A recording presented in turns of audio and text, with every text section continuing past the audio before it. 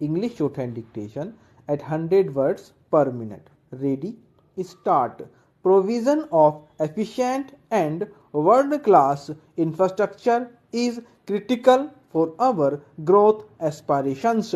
A key issue that bears repetition is the imposition of appropriate user charges necessary to provide adequate returns on investment. Some success has been achieved in areas such as telecom, roads, and ports where appropriate user charges exist. With the tariff rationalization and other bold measures introduced by my colleague, the Minister of Railways, we can expect the railways to serve well the key transportation needs of the country in the years to come. Other areas such as power, urban infrastructure, other transportation and the like continue to experience great difficulty because of the lack of appropriate user charges. Restoration of financial viability in the power sector remains crucial.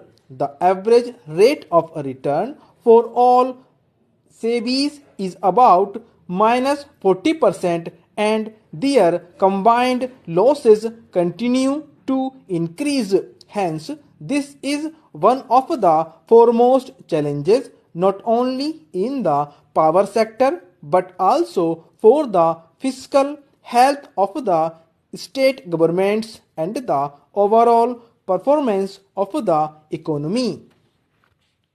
In recognition of these severe problems, the Prime Minister held a meeting with state chief ministers on March 3, 2001, while broadly agreeing with the desirability of power sector reforms to achieve commercial viability of state electricity boards. The conference placed special emphasis on distribution reforms and elimination of theft of electricity. Subsequently, the high-level empowered group of chief ministers and union ministers has agreed to a one-time settlement scheme in regard to SEB over dues to the central public sector utilities through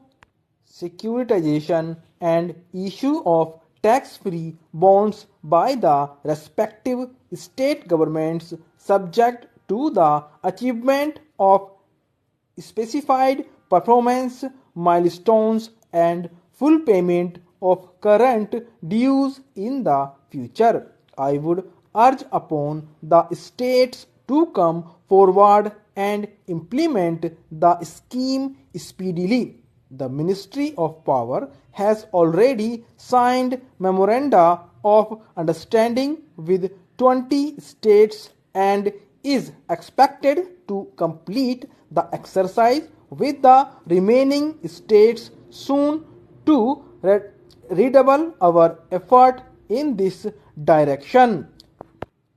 APDP is being redesigned as the Accelerated Power Development and Reform Program with an enhanced plan allocation of rupees 3500 crore for 2002-2003 up from rupees 1500 crores this year. Access of the states to the fund will be on the basis of agreed reform programs in the future.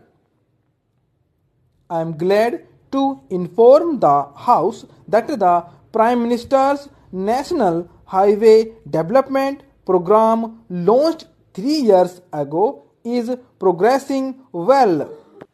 It now promises to achieve a totally new scenario in the road sector. The Golden Quadrilateral will be completed substantially by December 2003, a year ahead of schedule. The north-south and east-west corridors have a length of 7,300 kilometers, of which 716 kilometers have already been four-laned with the assistance of multilateral funding.